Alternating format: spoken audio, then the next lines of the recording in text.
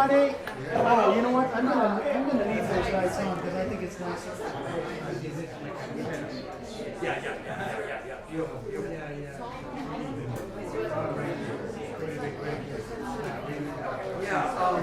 I have to practice with paper and my hands. Even my phone. Well, since I write them I'm used to Alrighty, I'm back for real now. Okay.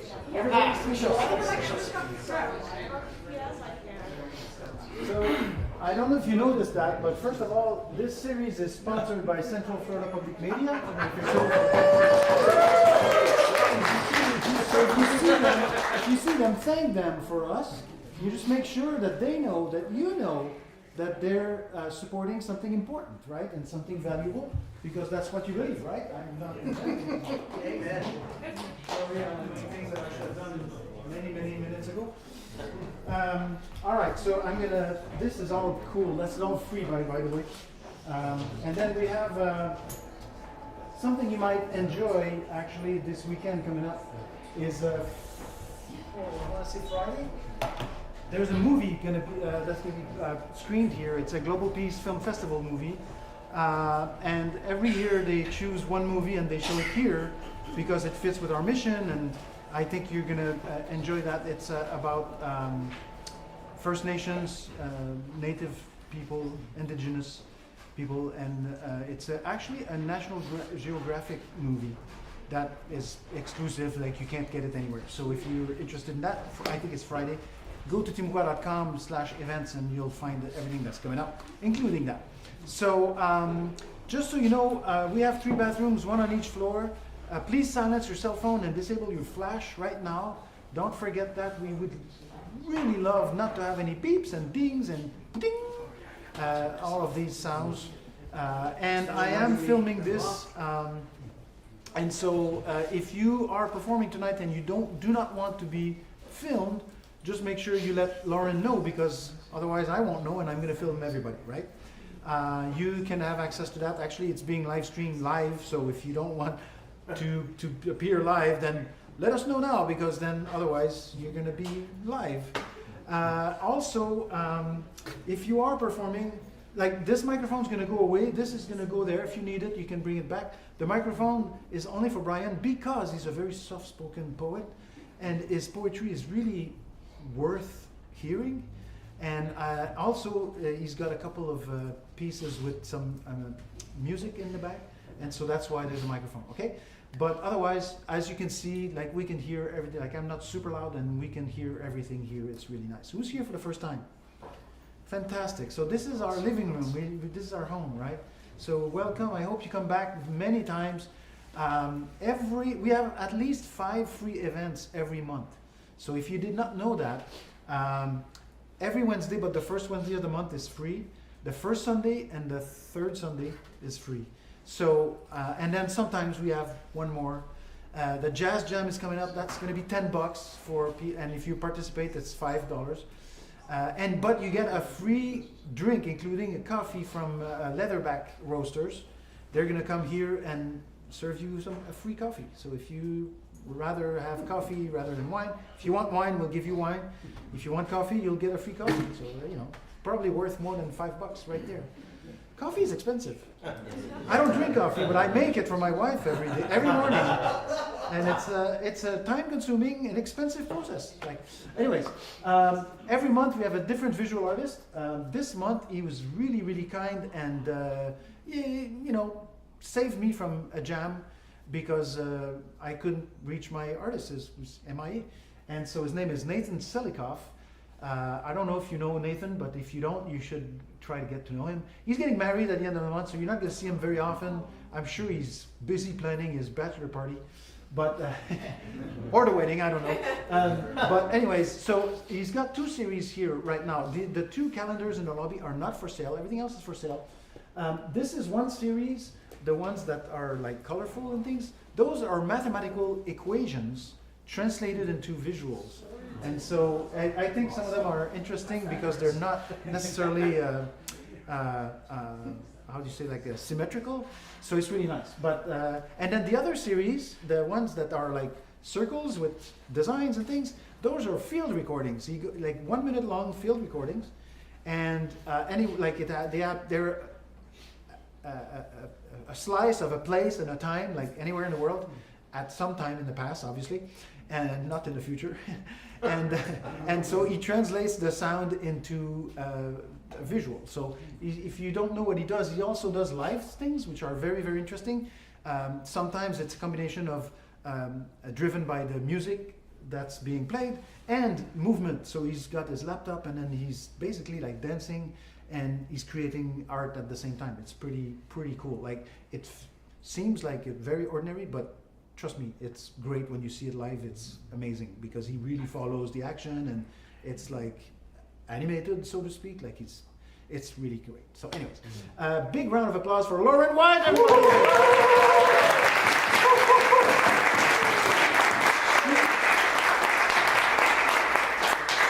The force behind this entire series.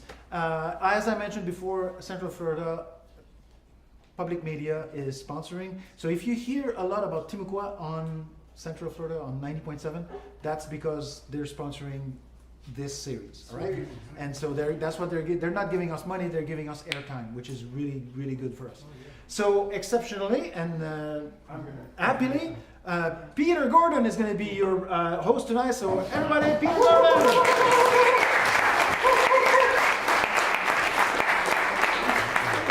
It's great to see you. I have been given the great honor of introducing our feature reader for tonight, Brian Turner. Yeah, I'm going to turn it on so that... Oh, you're going to turn it on. Well, I thought everybody could... I used to be able to be heard all the way up there without the mic, but thank you. So I got this honor because a few years ago when I was having my midlife crisis and trying to decide what I'd do with these poems I was writing, the very first poetry workshop I ever took was Brian Turner's.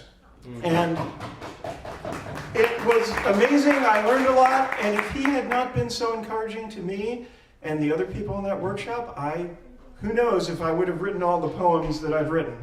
And I owe him a lot. So I'm going to read his bio and bring him up here. Brian Turner is the author of a memoir, My Life as a Foreign Country, and 5 collections of poetry, from Here Bullet to The Wild Delight of Wild Things. He's the editor of The Kiss and co-editor of The Strangest of Theaters. A musician, he's written and recorded albums with the Interplanetary Acoustic Team, including 1111, Me Smiling, and American Undertow with the Retro Legion. His poems and essays have been published in the New York Times, The Guardian, National Geographic, and Harper's, among other fine journals. And he was featured in the documentary Operation Homecoming, writing The Wartime Experience, nominated for an Academy Award. A Guggenheim Fellow, he's received a USA Hillcrest Fellowship in Literature, the Amy Lowell Traveling Fellowship, the Poets Prize, and a fellowship from the Lennon Foundation. And he lives in Orlando with his dog, Denny, the world's sweetest golden retriever. Please welcome Brian.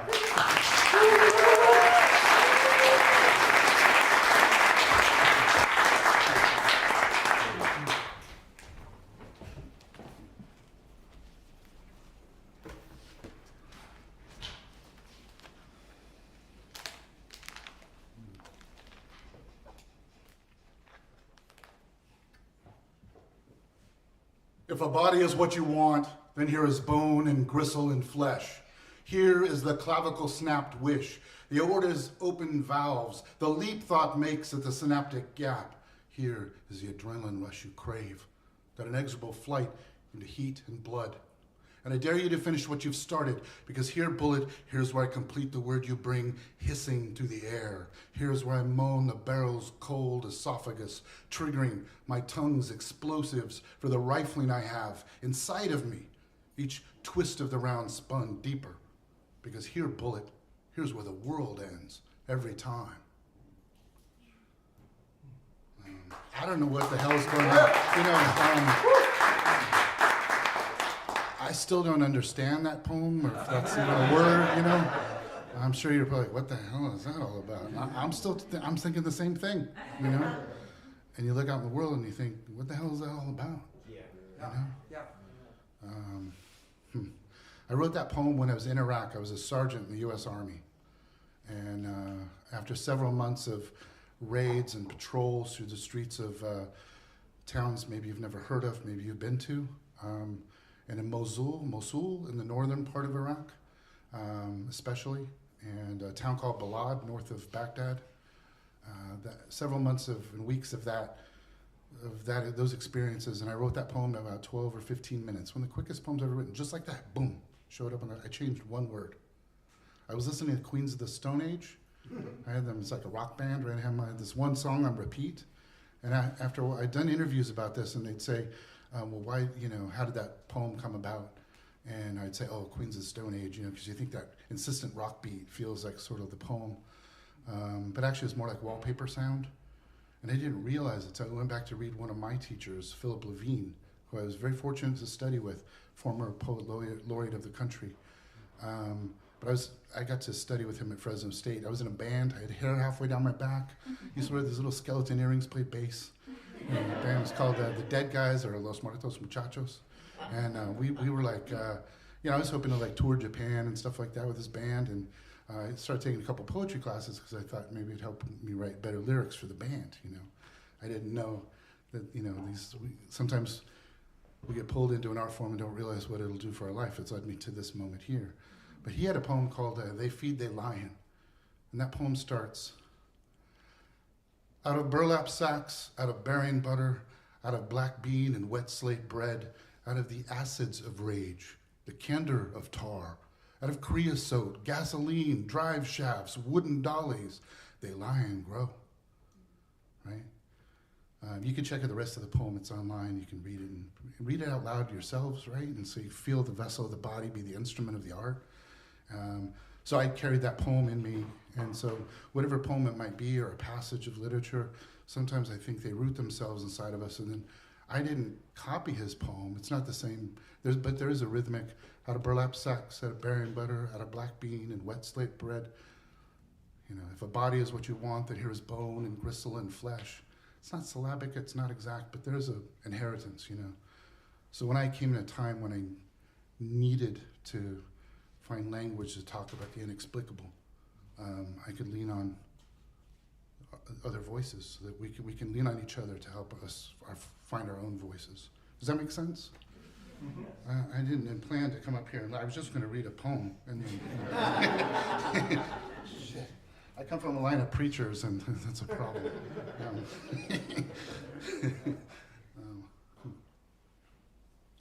I'm going to read a few poems, and then I'm really excited to hear all the voices that will come up and fill the room with your verses as well. And maybe even some music, too. I think there's a guitar over here. So this is called The Bodies. Let's see if I can do this without dropping the water. Is everybody doing all right? Yeah. Okay. The bodies lie along the shoulder of the road. The bodies lie in an ambulance, a truck bed, a stretcher. The bodies are strobed with flaring lights, color of fire, color of night. The bodies rest within the fuselage of a plane at 36,000 feet. The bodies contemplate silence as they wait in the morgue. The bodies are moved from room to room, 1 hour to the next. The bodies are bathed by strangers and by those who love them. They are numbered and recorded with signatures and stamps. They are forgotten by all save those who love them. They are left to the fields, to the green embrace of earth. They are given sunlight and storm, a shadow of wings descending. They are given to rivers, to fire, to ash on the wind-driven rain. They are carried on the shoulders of stone-faced men. They are serenaded with tears, with the instruments of suffering. They are eulogized in great halls and within the confines of loneliness. They are lowered into the ground and into the vaults of memory. They are assembled and disassembled by the steady labor of time. They learn more about compassion as they are lifted in someone's arms. They learn more about the sacred as voices call out around them. They learn more about grieving as their eyes are sewn shut. The bodies are moved from room to room, 1 hour to the next. They are numbered and recorded with signatures and stamps. They are bathed by strangers and by those who love them. They are contemplating silence as they wait in the morgue. and they are forgotten by all save those who love them. Thank you. So, some of you remember this, maybe all of you will, in 2022, I believe. I think it was in February when the Russians invaded Ukraine. At one point, there was a civilian who walked up to Russian troops, and she said something that I'll repeat in the poem in English. This is called Sunflowers. What they don't tell you about war is how much a bank ledger might shape a decision tree. The price of fuel, sunflower oil, durable goods when they're floating on an ocean with no delivery in sight. That bullets can skip along the surface of a wall like stones over water. That it's a bad idea to tape the sheet glass windows of your home, but smart to roll down the windows of a car when fleeing a firefight. That you should open your mouth to avoid rupturing your eardrums when a shockwave rolls by. That civilians are the bravest of all. See how they face the invaders, saying, "Take these seeds and put them in your pockets, so at least sunflowers will grow here when you all lie down." What they don't tell you about war is that a soldier's oath is not only to be the one who puts out the fire, but to be the one who starts the fire in the first place. To be the one who carves a hollow center deep into the word suffering. War is born of the obscene, a disfiguration of words like love or humanity. This much we know. These things we do, these ghosts we live with, how they call out to us sometimes, asking for water. Such a simple thing, a glass of water. You know, okay, thank you. In pre-Islamic, right at the era as Muhammad came into being and Islam rose and began, a pre-Islamic tradition, the Jawahiris, I believe they were called, and there was Jahilis, I think is the name, and I apologize for the pronunciation. From my understanding that there was a poet there, and she would Kansa, and she would sometimes go, as many did, they would go to this tent that's like a headquarters. Tent makes it sound like a little small thing. It's a massive structure where Muhammad would sit with his entourage and everything. And she would go in and entertain with poems. She wrote a lot of poems that were about revenge at the time. Her brothers, I believe, had died in war.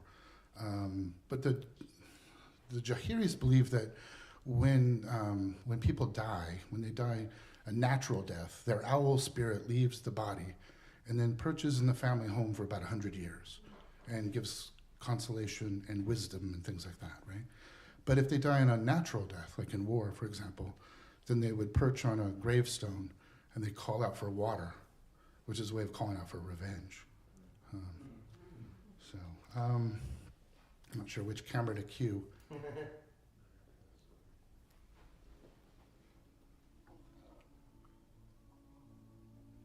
I'm going to shift a little bit here.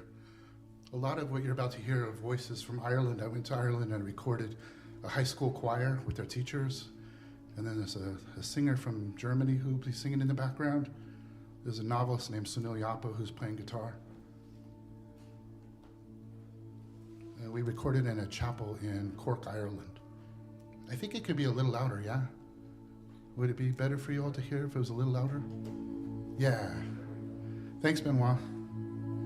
This is called Lovers, and it's a parallel poem to the poem about bodies that I read. They kiss the bruised flowers in each other's skin. They moan in a sweet friction of muscle and bone. They flare in blue sparks from the tips of their hair. They transform the grief and pain stored deep in the body. They transpose sheets of cotton and silk into a tablature of music.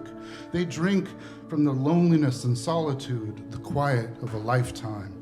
They taste the bright days of summer, the dying leaves of autumn. They write with their tongues over the curving sweep of history. They write with cubes of ice melting in their mouths, cursive by cursive. They astonish themselves with what they discover in one another. They spiral one soul into another, the world vanishing around them. They blur their bodies in a tangle of limbs and hair and fingers and tongues. They ride the animal of pleasure until it shudders through the body in waves. They ride the twin signatures of the Valkyries in their light-encrusted saddles. And they cry out to the gods in the heavens and to the gods within themselves. And they cry out at midnight and in the pealing thunder of an afternoon. And they come with mouths bitten into flesh, a flood of endorphins released. And they come exhausted into the sweat-soaked moonlight, the sun-drenched day. And the lovers come until they are made radiant, breathless, wordless, vulnerable. Because they are lovers transforming the pain and grief stored deep within the body. Because they are lovers moaning in a sweet friction of muscle and bone. Because they are lovers flaring blue sparks from the tips of their hair. Because they are lovers kissing the bruised flowers in each other's skin.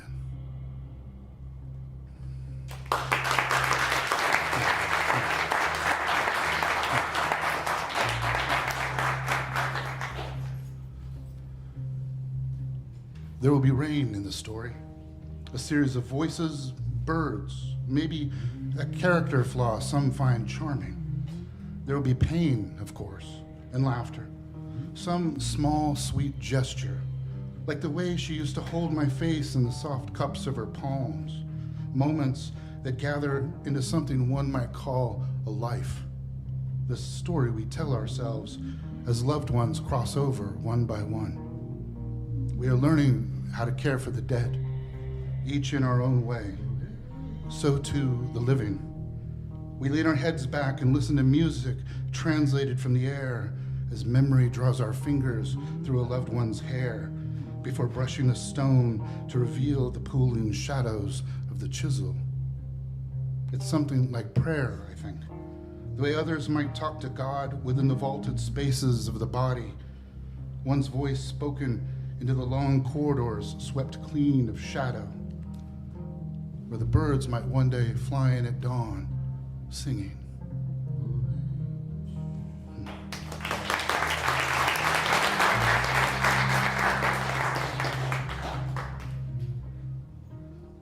Thanks, Benoit.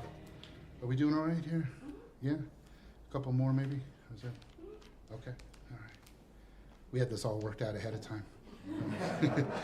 So, do you want to hear about an insect flying around the room? Or about more ghosts out on the porch?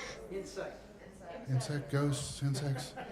That's tricky. It feels like insects here and ghosts over there. What happened out here? Did you self-select on this, or was there a plan outside? I don't know.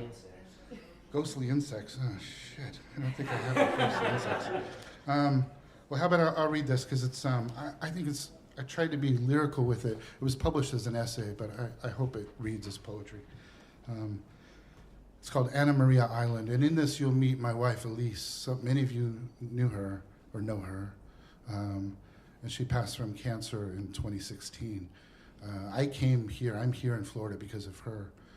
She was, if you didn't know her, she was a well-known poet here in the central part of Florida, did a lot of great things for writers here, and was well, if we have 5 years, let me continue that conversation. I'll just read one piece and we'll go from there. But you get to meet her a little bit here. It's called Anna Maria Island. Did you know that the common housefly, like the one circling the room now in a wide counterclockwise circuit, hums in the key of F? It's true. They come in different sizes, of course, but their bodies scale so that the vibration of their wings correlate to the pitch intervals in F major, F, G, A, B flat, C, D, E, the octave above. Their wings are made for this. I didn't know that back in 2015. There was so much I didn't know. Like you had only 1 year left to live. We stood beside each other in the kitchen and prepared a dinner of rice and melted cheese, your favorite, as it reminded you of childhood, a rare pleasure from back then, and it helped to ease the nausea from the row of pills you'd laid out on the table. We told each other that we were living with cancer, that this was possible, The monsoon rains poured down as thunder rolled over the peninsula from the Gulf Coast to the Atlantic seaboard. We'd rented a cottage on our favorite beach with sliding glass doors opening on a sandy path that wound through ice plant dunes and soon gave way to tufts of sea oats, and 50 meters out, the salt of the tide curling into the boom of the surf. I drank from a bottle of coconut rum. The rum had a sugary sizzle to our lips when we kissed. I can feel the tips of my fingers at the small of your back even now, your hair brushing the side of my cheek, the fragrance of your hair after floating in the warm waters of the Gulf hour after hour, the salt of the ocean on your skin. There were days like this. Whole afternoons lived in suspension, floating. Ruin stalled out and gliding on its own silence somewhere off in the distance. The housefly circles past and I return to another unlivable year, 2020. With this fly humming in B flat as I stare out the kitchen window. Its flight path is reminiscent of the Earth's orbit around the sun. The note reverberating in its wings has a bittersweet timbre to it. Vivaldi, I think, the Four Seasons. It was composed with the sound of flies written into a figuration of notes in F major, maybe the only time flies have appeared in classical music. And this housefly, so singular in its hypnotic focus, banks around me as though trying to spin me backwards in time while signaling the coming of fall. But that earlier fly, the one on the coast in our little love nest on the ocean, that fly was drunk on the moment. Its wings hummed along to the girl from Ipanema, this is also in F major. As it swooned in the damp ocean air, dizzy with circling two lovers who circled each other, dancing. With a lifespan of only 14 days, it swam around us and spun in the kitchen, and as we spun in the kitchen and laughed, the thunder rolling over and past and on towards some day we hadn't landed in yet. Each grain of rice expanded with water as the heating element began to glow on the stove. Tree frogs sang to the storm outside. Inside, the two of us were multiplied in that fly's vision, as a common housefly has between 3,000 to 6,000 simple eyes that comprise each of their two complex eyes. I know this side of the room is digging this right here. Right? This side, where are the dead people, right? So many versions of us walked barefoot through the doors and into the rain, kissing, dancing, laughing, and that fly's tiny yet intricate brain gathered in each and every one of us, however incomplete, however fragmented, this a definition of love on earth. The fly would have these memories to think back on after we packed up and drove home. That's when the flies, resting on the windowsill, stared at the blue-green swells of the ocean rolling in. And maybe that's when the fly remembered you saying that as a young girl, you'd seen horses in the curling salt of the wave when it crashed, galloping ashore. Uncountable horses. And when a fly looks for them, it's true. There they are, with manes of salt pulled back by the wind, the horses shoulder to shoulder, galloping in.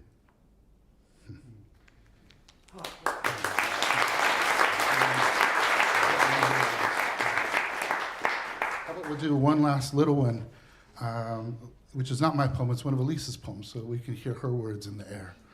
Yeah? You all doing all right?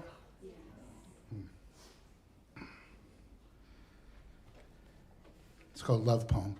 She loved the anatomy of the body. She started college as a biology major and a science. She was all into science. And then she shifted over to the evil side and went to poetry. Yeah. But you can see it here, and there's a lot of language I'd never heard of before, but these are terms that are inside our bodies. And this is called Love Poem.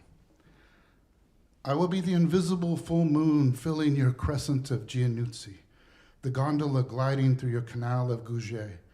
I will be the protractor that figures your angle of Ludwig, the compass arm drawn to your areas of Cohnheim. I will climb your pyramids of Malpighi, drink from your cistern of Piquet. I will stroke your philtrum and fill your antrim of Highmore with sweet scent. I will love each tracked column and convolution of your body, your 70,000 miles of blood vessels, which end to end would form a rope encircling the earth. your heart that beats 100,000 times a day, then more's restored each night to me. Thank you all.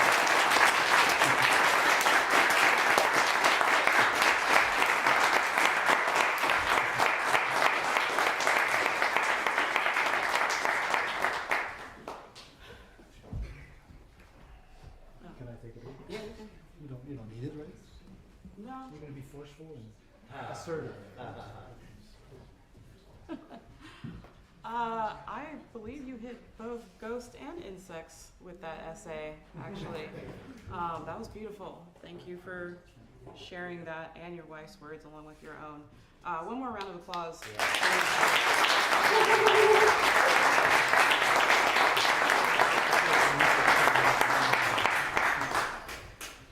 I'm emotional. All right, so we got a lot of people signed up for the open mic. First of all, I love this crowd. Thank you.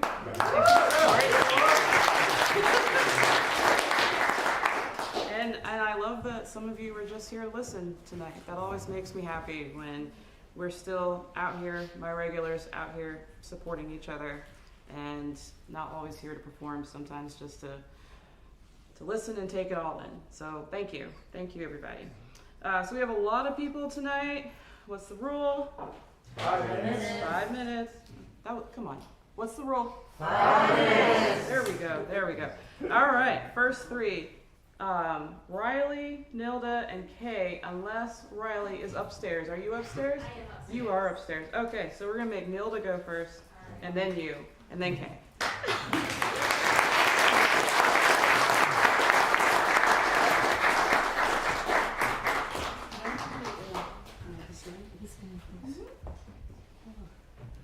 Hello. Hello. I have to wake up my tablet because I can't see very well if I try to read from the book. So, I'm Nilda Diepa, and I'm really happy to be here. I've been here a couple of times. And I just wanted to tell you that my book just won an award from the International Latino Book Festival.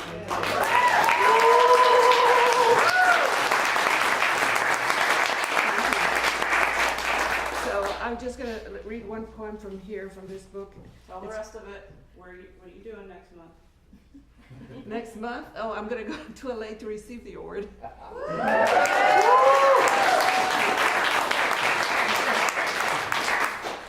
So this poem is called On How I Want to Write.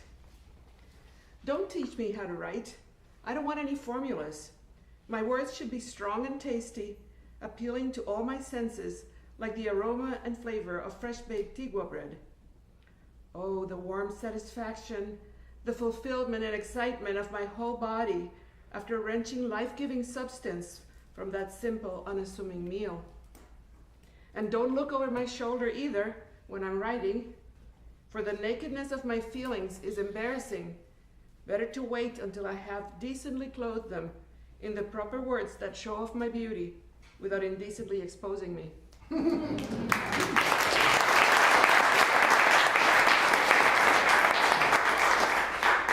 So this summer I was blessed to be able to go take a poetry class at the American University of Paris, just a few weeks before the Olympics. And so this is a poem that I wrote there called Parisian Amnesia. I forgot to worry about my age. I forgot allergies. I forgot medicines. I forgot doctors and tests. I forgot you were not here. I forgot to ask if you loved me. I forgot your betrayals. I forgot how humiliating it is to misgender someone.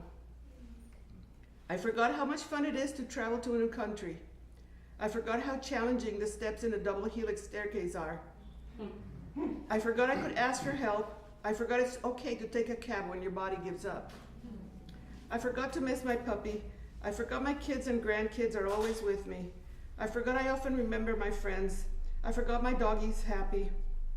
I forgot I'm an orphan. I forgot I missed my dad most of all. I forgot I will never stop grieving his loss.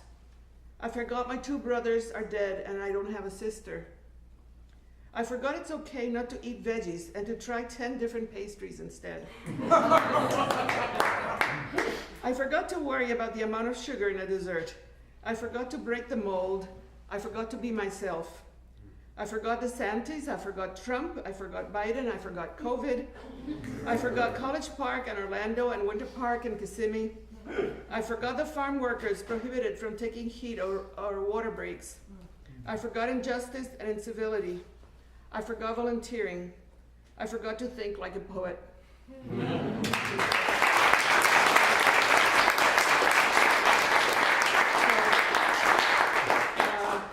Let me just read another one that is on my, I just finished a collection of poems, and this one is, I also wrote in France. It's called Her Worst Enemy. She sees her own worst enemy in the mirror. She's 17 years old. Her long, glossy brown hair frames the sweet smile of someone raised in a black and white world. She doesn't wear glasses yet because she has a clear vision of what life is and the future holds. She's horrified to have swept so low as to call her roommate a bitch. She believes every word in the daily letters from her faraway boyfriend. Of course she frowns upon casual sex and is saving herself for marriage. She cries when faced with the reality of having to ruthlessly throw away her dreams of marriage and children to become a successful fashion designer. She is so frugal she has a tiny fortune left over from her student loans by the time she graduates. She saved some important memories, but not as many as she could or as she should or could have. She has a lot to learn.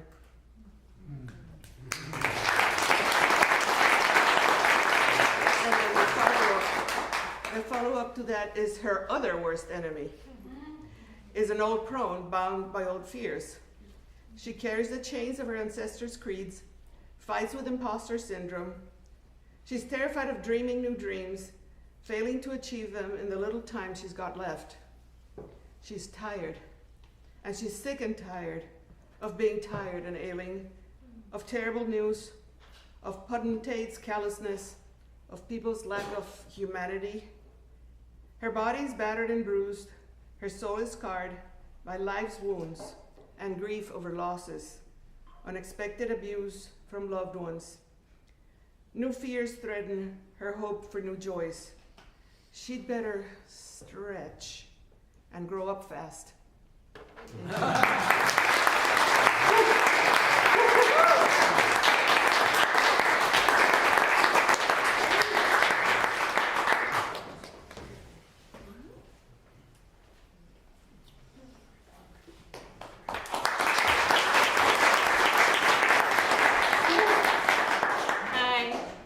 I'm Riley. I host a poetry open mic every Wednesday at Austin's Coffee, which is like 15 minutes down the street. So if you're ever free on a Wednesday, I'd love to have you. I couldn't decide what poem to read, so over at Austin's Coffee every Wednesday we do something called The Body, which is where we send around a piece of paper on a clipboard and somebody writes 2 lines, and then every person just writes 2 lines and it makes a mishmash of a story.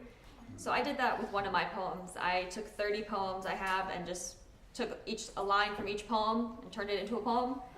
So this is my exquisite corpse of a poem, and I'm going to read that tonight because it just felt fitting since I couldn't choose. So if it doesn't make sense, it doesn't. But if it does, then you know I just have a theme of what I write about. So it kind of does, and I think that's cool. So this is my exquisite corpse. When nothing goes right, go to sleep. I can hear the therapist telling me to go through all 5 senses, collecting years on years of themselves. I was distracted from reality for a split second that turned into 3 months. Counting drum beats together, leaves fall on my back, books fall, taking your dog for a long walk outside. If I wake up early enough, I get to witness Mother Nature's opening act for the day. I do an amends to my body. I acknowledge the breath of my loneliness, taste the longing of connection. I hope to be as wise as a bonsai tree looks. How I crave the change that I know is to come. Do not tell us to just close our eyes when something as bad is happening, but that memory saved my life. That I no longer have to keep score on my body. I pray I can beat my own record. savoring every moment that her hand embraces mine while she fondles a menthol and she asked me if I had a light. We were having our normal conversations, spewing conversations along the lines of, what does life matter? What's the point? I smoke now as if it pays the bills. If someone dies in Canada, does that mean they die in real life? That would be the first of many times I did not stand up for myself. Moving to America when I was 6 going on 7, I was wildly unprepared when it came to the topic of my origin. I think while she died in Canada, she had not died in me. I'm grateful for them giving me a force to grow in. Even if I did not agree at times, my life has been bombarded with loving people that reminded me that it could be worth it. So when I tell you that I want to get clean, make sure I say it 3 times. When the leaves fall with the changing of seasons, it gives me comfort that I too one day will be able to shed what I have outgrown. A sort of freedom knowing that in another life, my body might only be covered in freckles. And the last time that I used my drug of choice, the only magic was that I was still alive, which is more than I thought could be possible.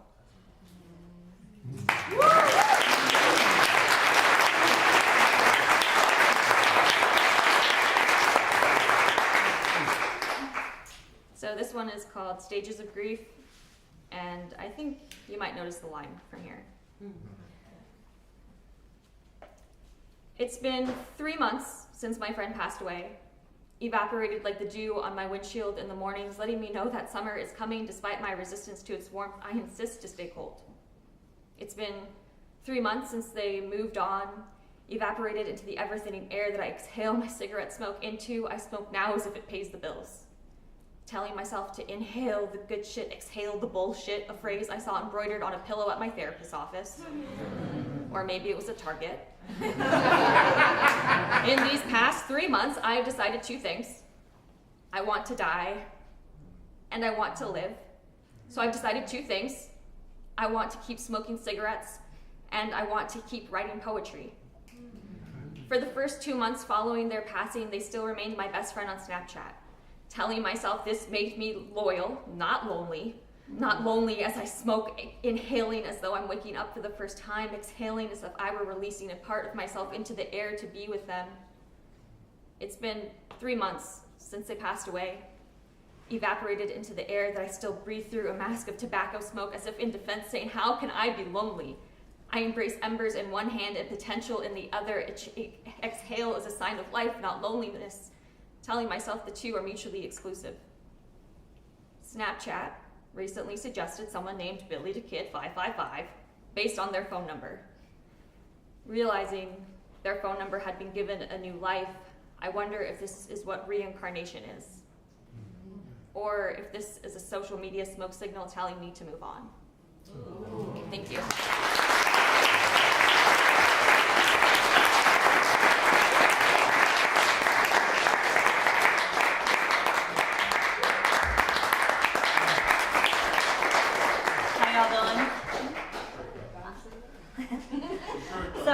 Thank you.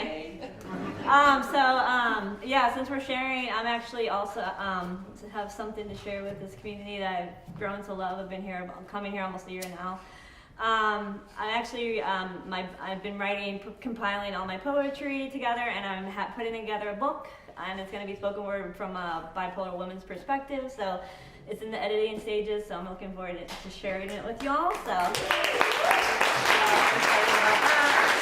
And the poem I'm going to read tonight, actually, I just wrote yesterday because I'm actually reflecting. I'll be 40 next month. So it's about the lessons I learned from my 30s. So it's like my lessons from the last decade. So that's what it's called, Lessons of a Decade. As I go into my next decade of my life, I reflect on all the lessons I've learned from the last 10 years. Let me share a few with you. Sometimes people don't have the capacity to love you the way you need to be loved. Don't expect you from other people. Mental health matters in all aspects of life. Realizing this made me not take my life twice. Loving yourself enough to know that sometimes choosing peace over chaos is the only thing you need to do. Boundaries are not only okay, but necessary. In all else, thank you for teaching it to me. The capacity to do anything, even if you don't think it's possible, dream big. Even if you don't know where to begin, you'll be glad that you did. Cherish your relationships every day because you'll never know when they may go away. Travel, see the world. Don't wait until your hair turns gray, for all travel memories are still the greatest gifts that I learned from my ex-wife today. My body is stronger than it has ever been. Lifting double my body weight makes me feel empowered when sometimes my mental health is not. I could stand here all day talking about the last decade known as my 30s, but it's starting to fade. I am coming into a new journey for as I walk into my 40s, a brand new decade.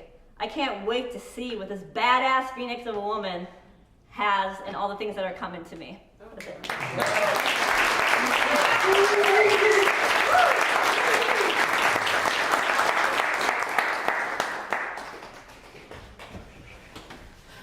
Thank you, thank you. Loving the energy so far, everybody.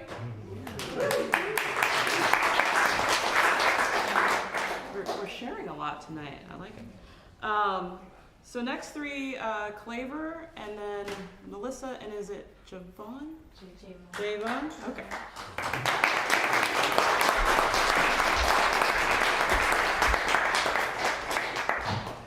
In the New Testament, there's a character in the book of Acts, Eutychus by name, in the book of Acts.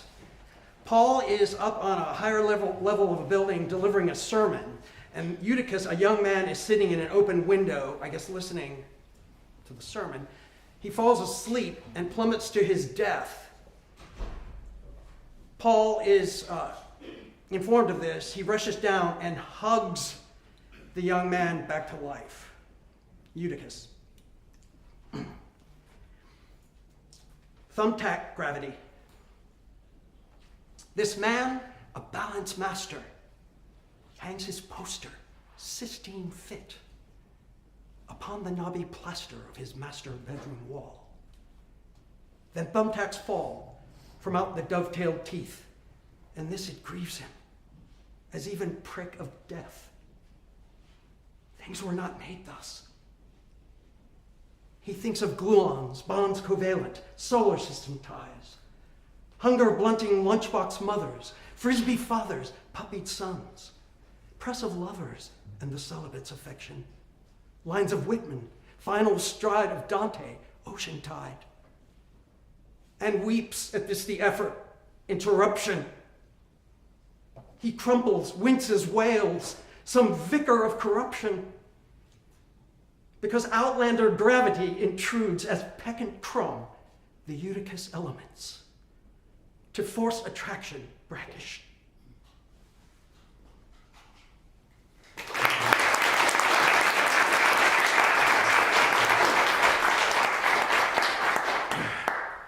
Fish heaven. Viewing those foamy, bloated, upturned bellies of fishes grouped in pocket of the pier, I felt my first soggy heart as a boy. Asked my dad, he told me, fish heaven. There was a fish alive in there, flapping against planks, slapping to and fro against an unreplying pier. Fish out of water, ember far from flame. Hooks cut these for rotting, found out later as a man. Found out later I was caught, fraught by heaven's barb of love, flapping to and fro for contact, godly passion, wooden, rough. Was it fisherman intended? A kindled heart to go unblended by the schools of love portended by definitions of the day. Neither straight and neither gay. Still tender touch the vast array. Found out later as a man, heaven blessed, yet heaven rended. Ictus goes untended by the stiff and still unbended others of the pier.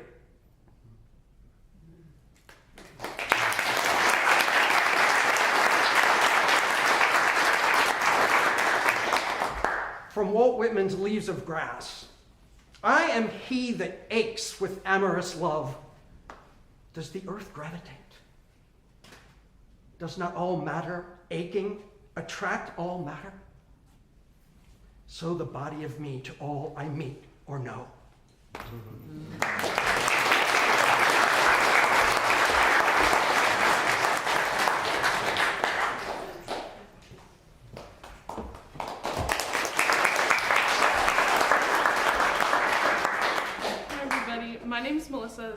first time being here. I drove a whole hour and a half to get here, so it was really hard choosing what poems I was gonna read. I have so many since I can remember to I started writing, but I decided to choose a couple of them that I thought was very me. This one here is called Skin. Dried tears on my face feel crusty. Sometimes I wish I could peel off my own skin and replace it piece by piece. Fix it. Maybe then I will be seen differently. Maybe then I'd be worth it. Maybe then I'd finally be comfortable in my own skin. God, how I hate my skin. Every part of my skin, every bump on my skin, every scar on my skin. I wish I could rip it off and peel it off and change my skin. I can't stand my skin. I'm tired of my skin. Somebody remove my skin. I'm aching to be seen. I'm aching to finally feel worthy. Please, I can't stand my skin. Why do I hate my skin?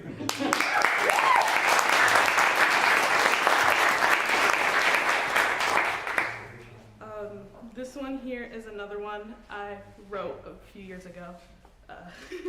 Sorry, Mom, for that. But this is one I really do love, and that I feel was very strong. This is called The Wished. The therapist asked me to draw things I wished for, so I drew my brothers, my mom, and some toys, my dad, a couple buildings, and an empty room with no noise. Why did you draw those things, she asked, and I stared blankly at her. Because how do you say that you wish these people showed you a bit more appreciation?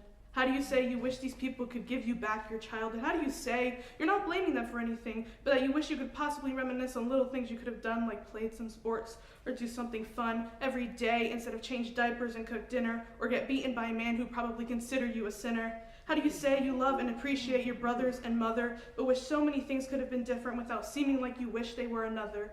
How do you say that you wish for a dad, even though you have one only some states away, one who wasn't even necessarily a bad one? How do you say you wish to live in a different home all throughout your childhood, embarrassed to live in the one you called your own?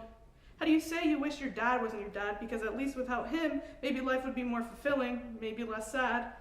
How do you say you wish for death, a quiet, empty room, so you didn't have to deal with life, what you considered a mess, what you considered an obvious doom?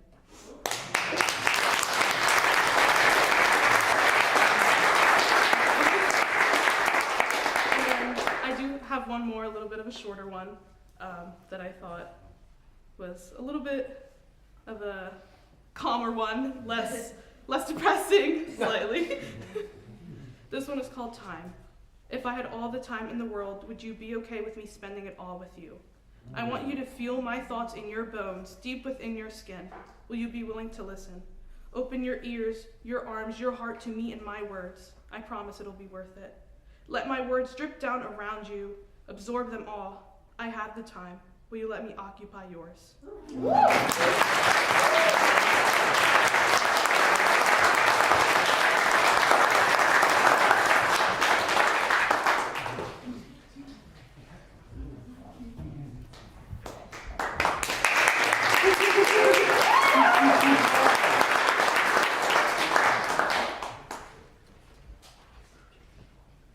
Hello.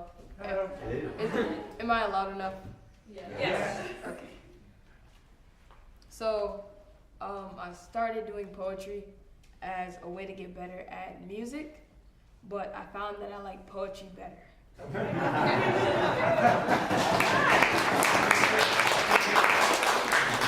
So, this is a poem that I wrote called Vows, and that's what I'm going to be reading today. As a young kid, I adored this utopia, where you walked around free without pollution choking you. Excuse me, I'm sorry. I didn't mean to ruin the vibe or crash the party. But there's people dying, and so is Mother Gaia. I'm scared of death, but at the same time, I'm not. Because when you die, someone else can take your spot. I'm scared for the future because it's supposed to be bright. But in the present, girls can't even walk home at night. Children can't play outside, it's too dangerous. Growing up, I wondered why they told us not to talk to strangers. Now I see why.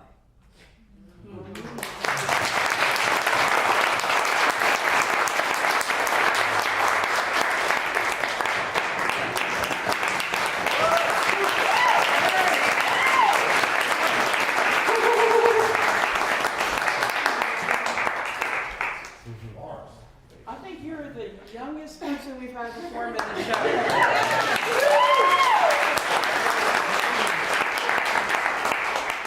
I love it. I love it. It's not depressing. It's deep. It's real talk, right? It's real stuff. I'm so excited right now. I like this. I love first timers. And we are working in the spring on actually doing a youth show. That's all I'm going to say about it right now. More to come. So, all right, Bethany, Doug, and Brad.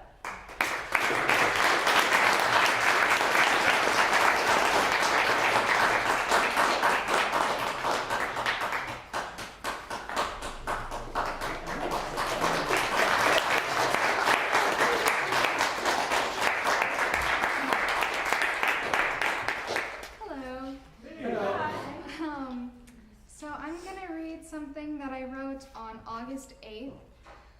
I was gonna go to the beach and it started to rain on the way there. And so then I was going to run in the rain on the beach, and then by the time I pulled into the parking lot, the lightning said no. And so I was journaling in my car, and it very quickly turned into a poem. So it starts with the journal entry. I want to really experience something, not out of routine or familiarity or because it's just the next step. I want to really experience. I want to feel and see and truly live in a way that matters to me. Creativity, connection, divine intervention, disrupting my routine for the sake of ascension. What's next? I ask myself out loud, sitting behind the wheel and staring at the rain, waiting for the center of my heart to communicate the aim of this detour. What's just around the corner of my timeline where I can't quite see, where the source of all things is gradually bringing everything to me. Everything I could ever need, I remind myself, and everything in between. Quietly asking me to heed the guidance I receive. Or not so quietly, I think, as thunder roars and seethes, warning and threatening, and nope, I stop myself there and reflect, finding truer meaning, lovingly reminding me that I want more, and that this is actually exactly what I've asked for over and over and over again, away off the inner hamster wheel and away out of my head, away from the patterns that constrain me and routines I've come to dread. Away to truly living, to see and feel and taste and breathe, a path to the delicious, sacred life that I'm destined to lead. A way through to the place where my full fuck yes timeline resides, where my swallowed red pill is constantly digesting deep down inside the bowels of my consciousness, ever absorbing fresh and further awareness of this never-ending trip. What an undeniably psychedelic existence we inhabit, though at times we forget. What a complex, collaborative hologram this is, and I am fascinated just to be here. I love this round's visit. I don't require knowledge of precisely what is in store because I feel within my own ribcage an outpouring of powerful energy, tugging on me to grow and go in a direction where I will experience more than I can even currently imagine. It's like a sage, mysterious version of myself propping open the door, giving me a sly, wise smile, holding out a knowing hand, and beckoning me to soar, inviting me to go forth and again be reborn. It's something that I didn't used to feel before, but it is unquestionable now. Deep in the core of my being, this energetic pattern playing itself out, this careful, creative creature reaching for the future, I know I am much more than skin and muscles and neurons, not some isolated physical form. And I'm not simply the story that my mind spins, not my spastic, dramatic, egoic lore. I am like one cell, one unit, in a vast cosmic being which is beginning to weave and to knit itself into a unified consciousness. Awakening to its own free will and magnificence, this universe, expressing and experiencing and exploring itself, a brilliant, eternal work of art, always, like me, becoming something far more than the sum of its parts. Yeah.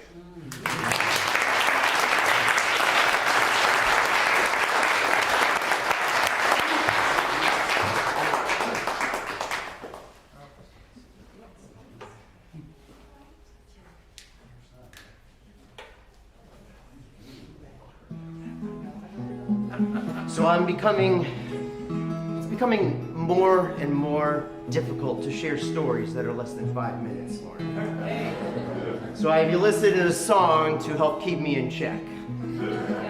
Many of you already know that I enjoy sharing stories of my travels and places that I go and people I meet, things I do. And just last week I was traveling from Michigan to Maryland and went right through the heart of a town called Toledo, Ohio. Is anybody familiar with Toledo? Ah, good. Then you'll know exactly where I'm coming from. Saturday night in Toledo, Ohio is like being nowhere at all. All through the day as the hours rush by, you sit in the park and you watch the grass die. Ah, but after the sunset, the dusk and the twilight, shadows at night start to fall. They roll back the sidewalks precisely at 10, and the people who live there are not seen again. Just two lonely truckers from Lake Buena Vista, and a salesman from places unknown says unknown.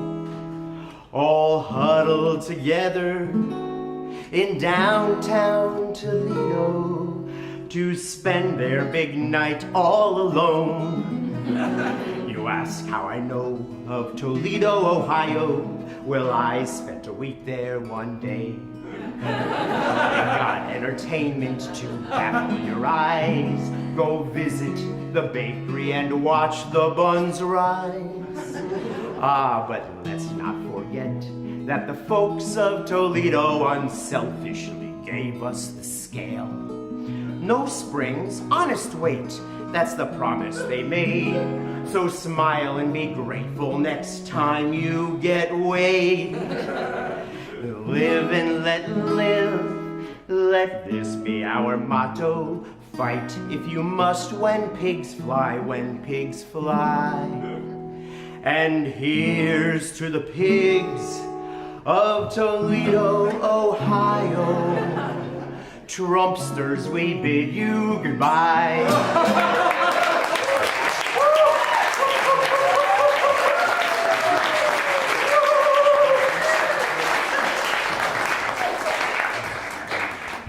Know your audience.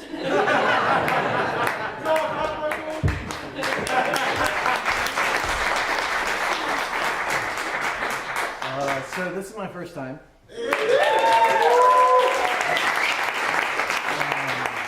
I've been very fortunate. I have a book called A Memory of Light, it's A Shadow of Light, A Memory of Hope. I got to get the title right. Anyway, I'll read some selections from that. It's coming out in a couple of months. Poetry. Poetry, incandescent light, a riddle of softer meanings held together in vibrant imagery. It is rhythm and meter like music, with metaphor, analogy, and symbolism, all rolled into one. Poetry holds the key to meaning, the ability to paint with raw emotion, in effort to convey concepts and ideas with a hurricane of verse and verbiage. Poetry is life.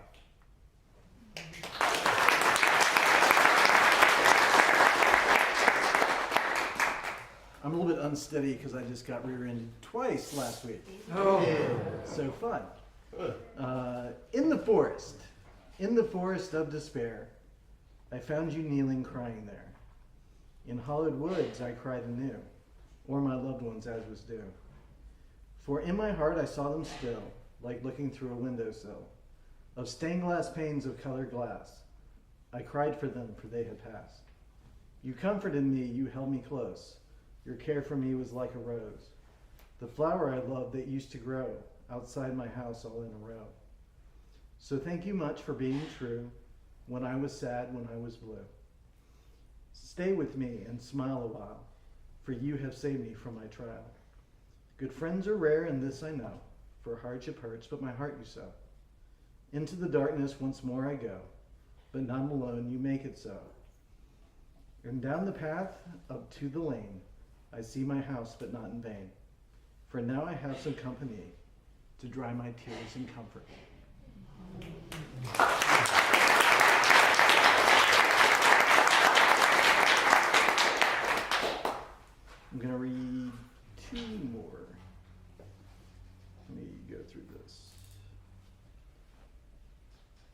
truth do I lie. In darkness and in truth do I lie upon the bold new ashes of our disillusionment. We both told each other things we thought we meant, but as time wore on, it was a season of discontent. The lawyers now will partition the house, or at least essentially. It seems so odd, we tried so hard, but all I did was hurt you. I love you forever, but I do not want to keep trying to fix you and have you revert back to old habits. In lies of softness, I reassure you, it will be okay. The last lie I tell you, as I'm leaving today, is that it's all my fault to spare you all the pain. I love you still.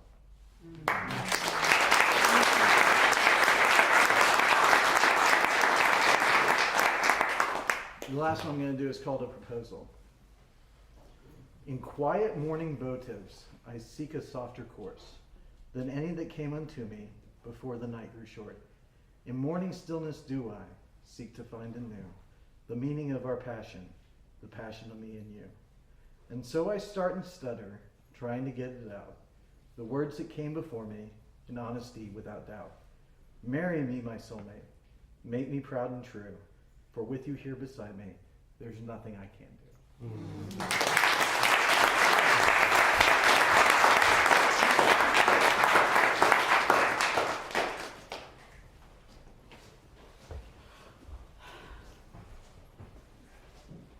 I like we got a lot of first timers tonight.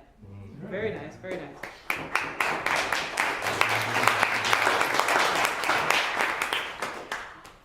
I don't know if it would be a pleasure or a nightmare for anybody to listen into the chatter in my brain. Especially when I'm standing at that spot taking pictures of you guys. And I was like, all right, well, Bethany must be mad she couldn't run. And but then that beauty from lightning, from a lightning storm, it comes from everywhere, right? And if I had gotten rear-ended twice, I would be inside. I'm like, why is he? No, I wouldn't be out here. I'm not feeling that energy. But you came, and I love it. Love it. And thank you, Doug. That was what, 3 minutes? I think that was your shortest. It's all for you, dude. It's all for you. It was great. Oh, thank you. Curtis can have my other two. Nope. Sorry. He doesn't need your other two. All right, next three. JT, Christian, and Cedric.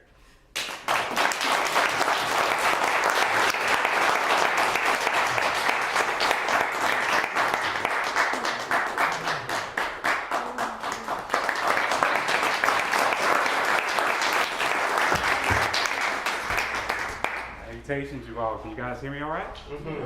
All right. So this is my third, fourth time at Temuka. Always nervous every time I get up here, so this one I'm performing is a new one. I'm gonna have two, so there's gonna be another one after this. This one is called Remember. Cold is deception born on that winter December. Remember, a hold it has on my heart I can't release, nor I can defeat with its proper contender. I remember. See, clouded submersions, emerging, sparkling remnants, crystal clear, bone marrow deeper, the external skin cuts of operational shears, calming still waters over, whiplashing, gushing, suffocating storms of equity, tightly bound, chafing wrists, the loveless caroling, squirming motion, empathy, long traveling ambition, seeking half-finished, warm walls of cold completion, bathing astonishment on minuscule faces, that long nutrient success, carcass remains defeated, a continuous, thoughtful, garnishing course of discernment reasons.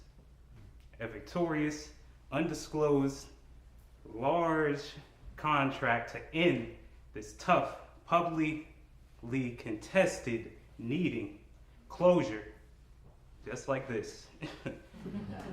Yes.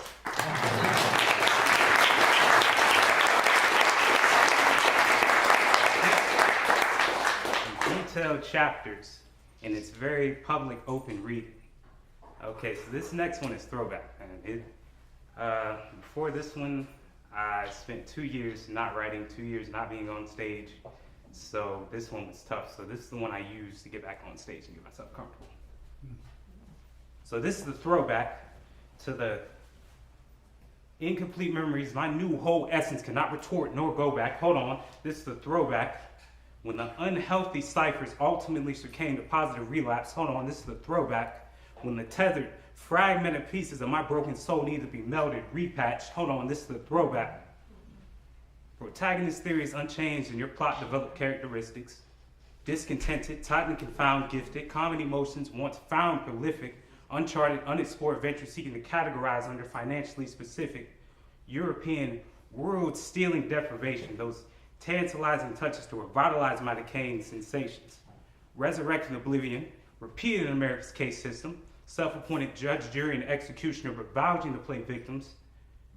Through the broken destruction of a nation's mind, my knowledgeable hands are reconstructing, sifting, but as your bankrupt conscience searches for morally rich compensation, placating to the spiritually adolescent needs of this childish nation, self-esteem's principles of chauvinist salvation, elevating the melanated masses with positive vibrations. But I am just here to break that thin veil construct between love and hatred. But hold on, this is a throwback. When the tethered, fragmented pieces of my soul need to be melded, repatched. Hold on, this is the throwback. When the unhealthy ciphers ultimately succumbed to positive relapse. Hold on, this is the throwback. Thank you, guys.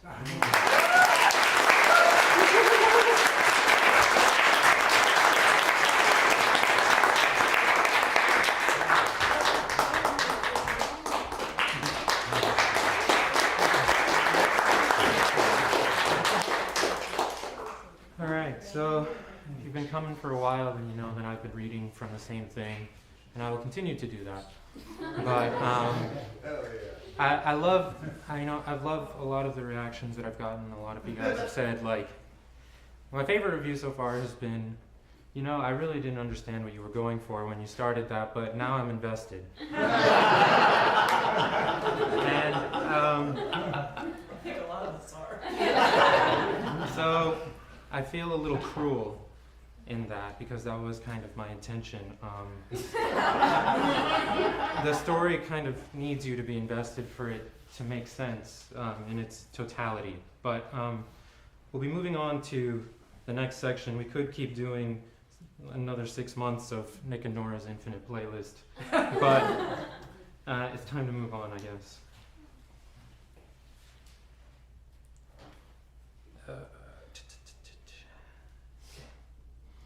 Despite being on temporary leave from the university, Ellie continued to fulfill a volunteer role she had signed up for at that time that required her to go out to a local elementary school and read to the children and help them pick out books to read on their own. Like we did during her AA meetings, she would drop me off at my apartment on her way to the events, then text me back when she was on the way to pick me back up so we could go back to her apartment. On her way back from her last day of volunteering, I got a call instead. Hey, what's up? Is everything okay? I'm on my way back to your apartment. I should be there in 10. Be ready. She hung up before I could respond. I spent those 10 minutes uneasily outside my apartment as I waited for her car to pull up. Exactly 10 minutes later, I was getting into her passenger side door. Hey, how'd it go? It was fine. She had both hands on the steering wheel and I could see the white of her knuckles surrounding the red flush of the back of her hands and fingers and felt the vibration of her leg bouncing up and down on the floor of the car. I waited. God, I can't believe John. What happened? He showed up to the school drunk with a flask in his inside coat pocket. I don't think any of the kids noticed, but I was so sure one of the teachers or librarians were going to say something to us. Then he tried to get me to drink with him after the event, even though he knows how hard I've been working at AA and the program. I sat quietly and waited for my invitation to speak. Can you believe him? He's such a fucking asshole. I agree, but I don't care about him. How are you? Are you okay? I'm fine. I didn't drink with him or anything. I'm still good. Almost 3 weeks. She groaned loudly and breathed out heavily. I plugged my phone into her auxiliary cable and put on Side 2, track 2 from Music for Airports. I like to listen to this when I want to calm down. We drove in silence the rest of the way to her apartment. That night, we lay together in bed, her head resting on my chest. Light from a street lamp filtered in through the bedside window. Just as I was about to drift off, she half-consciously murmured into the silence, "I just wish I could drink and be with you." I jolted awake as my hair stood on end and my heart skipped a beat, but I didn't know what to say. I waited for my mind to settle before interrupting the stillness of the night. "Hey," but she was asleep.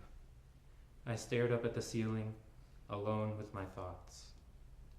One morning soon after, I awoke to an empty space in the bed next to me. Ellie was already up and dressed, pacing around the apartment. "Good morning." "Hey," feeling antsy. There was a nervousness in her eyes and a slight falter in her voice. Her mind was elsewhere. "What's wrong?" "I don't know." I got up and we made breakfast. I tried to bring her back through conversation, but only managed to pry short phrases out. There was something perturbing her, but it was inaccessible to me. We tried to have a normal afternoon watching Netflix in her apartment, but an icy chill hung upon every action. At some point that afternoon, she told me, "Hey, I'm feeling really antsy. I really want to do some pills, and I'm trying really hard not to, but I really want to." I could sense the turmoil slowly churning in her head. We spent the rest of the day trying to distract her from these intrusive thoughts, but as time passed, I felt her slipping further away. That evening on her porch, we sat in silence as she smoked her cigarette and looked down the street. She extinguished it into her ashtray, then she suddenly became very serious and snapped her attention back to me. "I'm going to do those pills now. I can take you to your apartment first if you don't want to see me do it." The muscles in my neck and face became taut as I imagined her snorting them alone. "No, if you're doing this, I'm going to be here." She looked down as she smushed the cigarette deeper into the tray and paused before responding. "All right." We went back inside to her living room. I sat down on the couch and she disappeared deeper into her apartment. I heard her turn on the lights in the kitchen, then the bathroom, the opening of the medicine cabinet, the sound of rummaging and clatter as she looked through it. After a few minutes, she came back into the living room and set down a prescription bottle, a quarter, and a notebook on the coffee table. I watched her very intently as she sat down on the ground in front of the table and laid out her instruments, tore a small scrap of paper from the notebook, rolled it into a tube, and poured out a few of the medium white pills onto the table. She looked up at me. "Are you sure you want to be here? You don't have to do this." She said nothing, then took a pill and began to slowly break it down with the dull edge of the quarter. Minutes that felt like hours passed as the pill slowly became a small pile of white powder. Once finished, she paused briefly and stared down at the crushed grains on the table in front of her before picking up the notebook paper tube. "Ellie." She put the tube down to the pile and her face down to the tube and sharply snorted the remains of the pill up her nostril. A knife plunged into my heart and I turned my gaze away. I couldn't bear to look directly at her in that moment. "Ellie, please, don't do this." She said nothing, then began her preparations again. Once more, I averted my gaze as she snorted the pill. Suddenly, she stood up from the ground and looked at me. "I'm going outside to smoke. I thought this would make me feel better, but your reaction is making me feel worse. I don't want to hurt you." She wiped the rest of the powder into her notebook paper and put the rest of the pills back in the bottle. After quickly putting on our coats and grabbing her lighter, she stepped out onto the porch. The cold air of the Midwestern winter night felt good against the burning heat of my face. I sat down next to her as she dragged on her cigarette in silence. Thank you.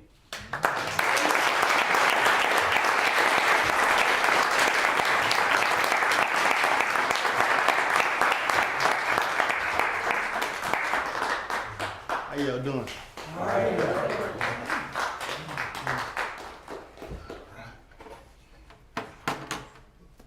This poem I'm gonna do is called Woman Does. A Woman Does. She loves hard, risking being scarred. She protects and shelters others. She's the ultimate bodyguard. enduring love that will outlast all the turmoil from the past. Once she loves, she's full throttle, top speed, never running out of gas. No love like her love, constantly giving life just because. Who on earth does that? That's exactly what a woman does. She's imperfect, still deserves supreme respect. She has immeasurable worth without strength, without the lives she can affect. In a good or bad way, how would she make them pay? Would she settle for mediocrity or require them to stay in the right and walk in the light? Be chivalrous and honorable, one that loves with all his might. She is the best catalyst. When her mind is set, she can't miss. Men would do anything just to feel a kiss. Even quiet, she's breaking news, constantly creating a buzz. Who else can do this feat? That's precisely what a woman does. She's very bright and smart, conservative with her heart, shields it from the hurt. Consequently, romantic love is slow to start. But once she arrives there, oh, how she'll love and care. A ride or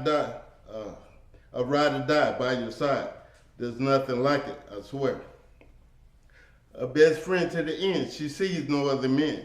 She gladly gives her heart, and in yours she wants to come in. Much more than a lover, more than a sister or brother. She believes in you when you don't, approaching the levels of a mother. She cooks breakfast and dinner, make a loser feel like a winner. Make you believe you could be POTUS when others say you're a beginner. She loves blind, forward leaves the past behind. I'm the head, but she's the most essential to the family, the mind, heart, and spine. Many times she is the family, all the hard work the kids can't see, but alone she keeps them afloat, willing to sacrifice it all so they can be happy. Now I love the intimacy about my superwoman. Football is my life, she give it all twice. Most optimal support, her love will more than suffice. I need money for the prom, where on earth can I get some? She'll work 24 days in a row for me so I can have my desired outcome. Excuse my French, but when I'm being an ass, out of love she may give me a pass, or not. Either way, she'll give me a memory that will last. She told me not to beg in the store and the tantrum I threw. When we got to the car, she whipped my ass with a shoe. I'll never forget that. He had a heel too. That was a great lesson. My balloon was burst. That air was popped. The swelling went down, but the bleeding was stopped. And I thank her for that. I know it was to teach me how to act and the right things to do. A woman is most precious. For love, she does what she has to. She'll feed the poor, the wounded, she won't ignore. She'll care for the homeless. She will not slam the door. She'll brighten your day with the words she may say. If you're lost, ask her, and she'll point you the right way. Ever since her youth, she's been the truth. Genuine and one of a kind. There's just no substitute. She is love, love that gracefully walks. From a gorgeous heart, love beautifully talks. But don't get her timing wrong, or she'll tell you what it was. But it's all out of love. That's axiomatically what a woman does. Thank you.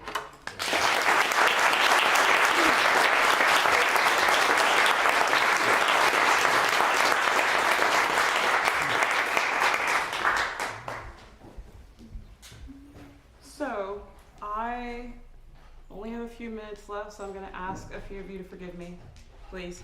Because I want to get these first timers in, and we have somebody that joined us from out of town again.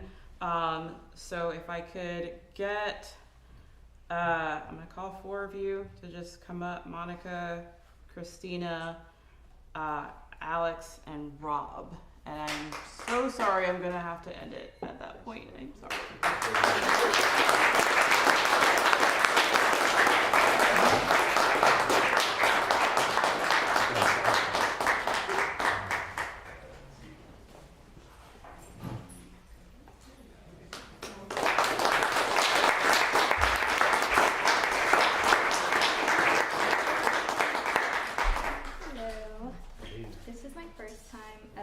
Sharing at an open mic.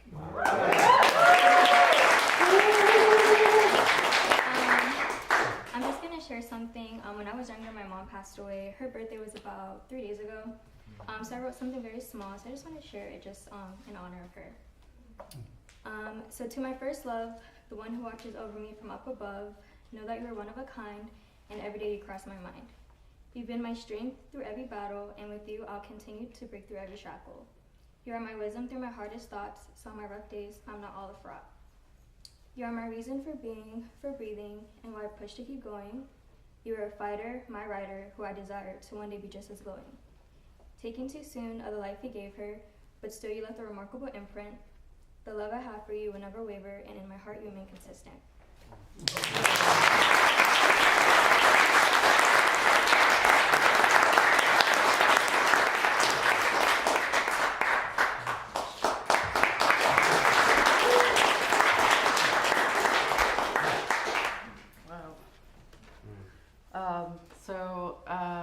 I have not been on stage in like a decade. It's my second time ever being on stage, so bear with me. This is called An Ode to Homemaker Premium Orange Juice.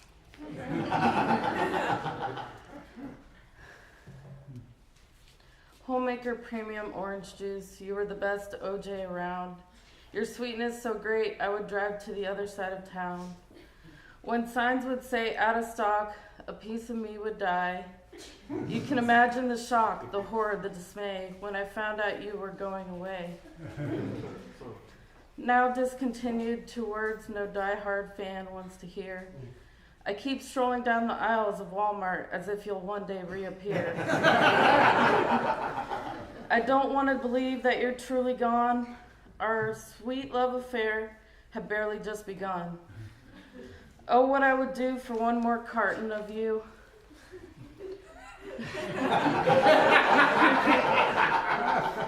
Try Simply Orange Juice, Tropicana Minute Maid, they would say. How could they ask me to spit on your metaphorical grave? Those other brands could never compare. They never understood that sweet and tangy were the perfect pair. But you understood and embraced this juxtaposition.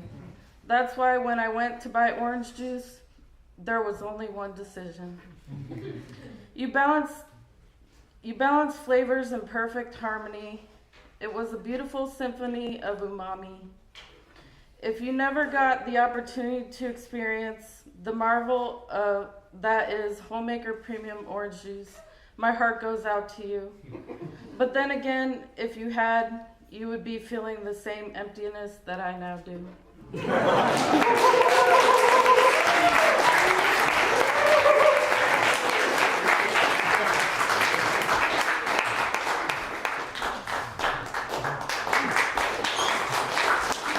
right. Sorry, I'm not used to doing this without a mic. Cool, so I'm going to read some poems from this project I'm working on, and it's about, just a little context, it's about the relationship between me, my biological father, who my mom put a restraining order on when I was 7 and didn't tell me, and my paternal grandmother, though, who stayed in my life throughout all of this. And so I want to start with a new piece. It's called Cicada. Every 17 years, periodical cicadas emerge like an absent birth father. Although known as the homotarians with the longest known insect life cycle, the impending reunion will only survive for 6 to 8 weeks, or 3 days in sun reuniting with birth father time.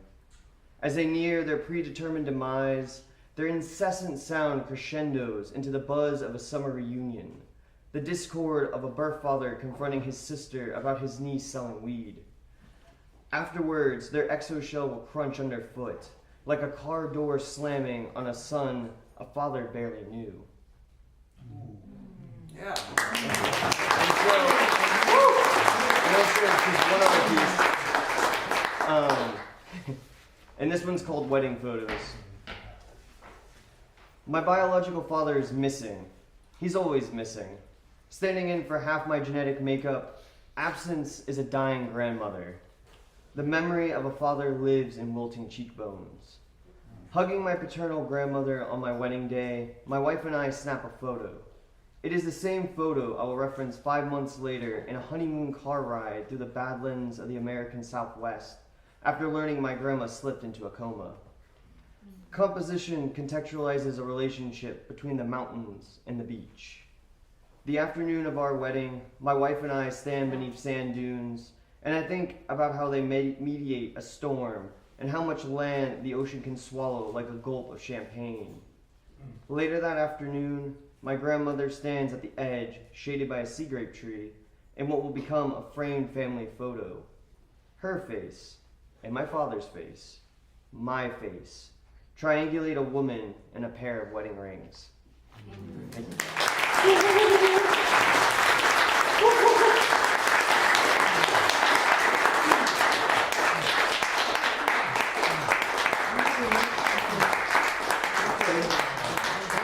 Shades down because y'all make me nervous. Man. I'm not gonna, first off, I gotta say thank you. I came last minute and kind of rushed up here. My name is Voice of Scars, Rob. I'm a motivational speaker for those with epilepsy and mental disabilities. But that aside, I've got a poem for you that's really inspired by listening to y'all. I mean, I just decided to share this because y'all inspired me. Anyways, this is called Black Man Empath. A black man being an empath, the thought alone can make a whole room laugh. As they sit on their ass with their gold-trimmed glass and think, a black man could never have so much empathy. They're nothing but thieves and lowlifes who like to smoke trees. Meanwhile, as I'm saying this, I'm constantly stealing their dreams and smoking their houses as I burn all the branches on their family tree. Being a black man with empathy just couldn't be, because that would make me feel as evil as could be for shooting his kids for having candy in their pockets. Well, hello, look again, because I'm right here and I feel your evil grins hidden behind the illusion of a friend.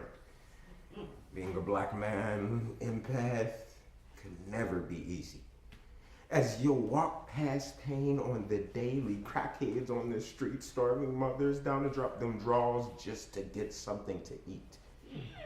I feel their pain as if they were me. So whenever I'm in their space, their pain is something I can't escape. I try not to wear it on my face, but sometimes it leaks out. So excuse me if I randomly get pissed and scream out because you're having a bad day. Sometimes my empathy can get in the way. Still, what can I say? God makes no mistakes. So I know I'm meant to be this way. A black man empath. Hopefully now you won't laugh. Because a strong black man with empathy can and will change everything. I love and appreciate it.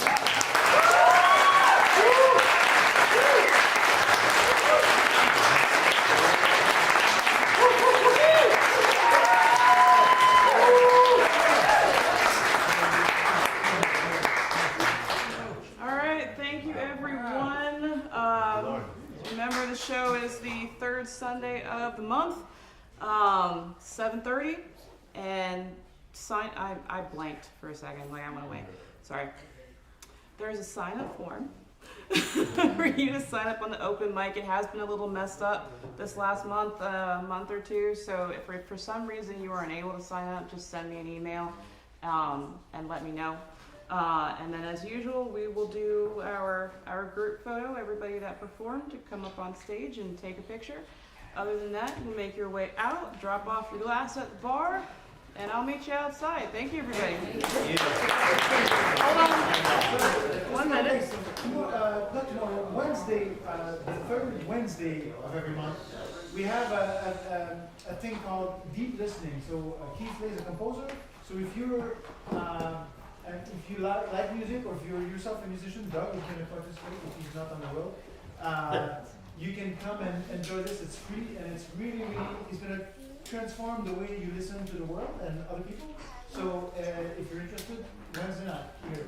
And if your life was changed tonight, it's okay if you leave a little bit of money in the bowl. It's a free event, but it's okay. We won't get that. Woo!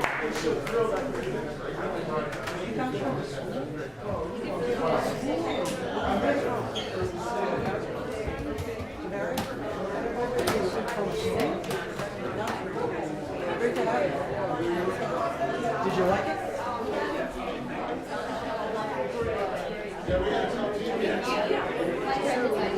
you.